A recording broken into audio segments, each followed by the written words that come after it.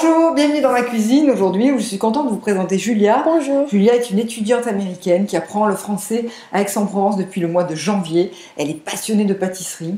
Et donc, qu'elle reparte, tu repars très bientôt, là, au mois de mai, mi-mai, eh bien, elle va nous proposer, nous faire partager sa recette des cookies américains. Le secret des vrais cookies américains, c'est Julia qui va nous donner.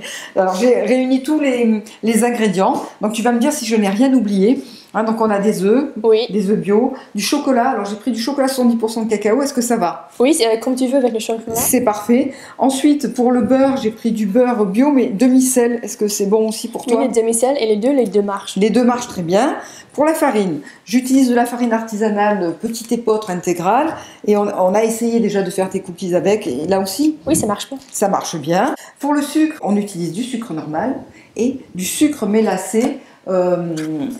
Sablé, voilà, parce qu'on trouve du sucre mélacé en liquide facilement en France, mais du sablé, c'est plus rare. Alors toi, tu me dis par contre qu'aux États-Unis, on en trouve très facilement. Oui, c'est très commun, c'est dans beaucoup des recettes comme ça. D'accord. C'est un sucre en fait qui ressemble à du sable mouillé et qui va donner cette texture aux cookies. Ouais. Ensuite, mettre du sel, du bicarbonate de soude, de l'extrait naturel de vanille ou ici j'ai de la poudre de vanille. Et puis, je crois qu'on a tout ce qu'il faut là, Julia. Oui. C'est bon? Allez, c'est parti.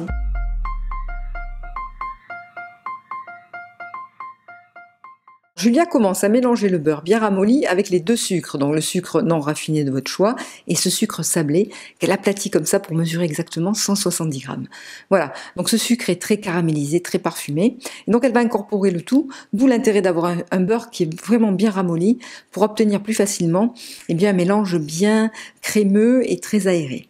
Voilà, ensuite elle va rajouter l'extrait de vanille ou de la vanille en poudre et les œufs qu'elle s'applique vraiment à incorporer l'un après l'autre. Comme ça, on va obtenir vraiment une pâte qui va commencer à être très aérée et on va pouvoir y rajouter la farine. Donc dans la farine, elle va mettre d'abord le sel et le bicarbonate de soude et elle va incorporer ce mélange en 3 fois, toujours en s'appliquant de bien homogénéiser la pâte.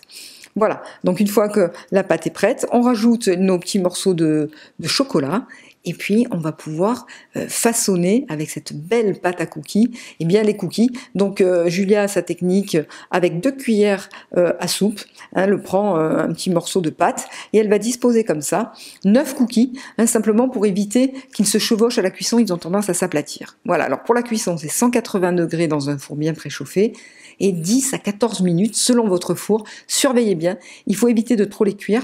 Le cookie ne doit pas être doré parce que sinon il va être trop croustillant. Vous voyez là, quand je l'ai sorti du four, il était encore un petit peu mou, on a l'impression qu'il est cru. Mais en fait, il est parfait, on n'arrive pas tout de suite à le décoller. Mais si vous le laissez refroidir quelques minutes, vous voyez qu'il a la texture parfaite. Comme ça, ces cookies ne sont pas croustillants, mais au contraire un petit peu meringués, et très moelleux. C'est vraiment délicieux, on peut les garder plusieurs jours, ils sont toujours aussi bons. Merci Julia.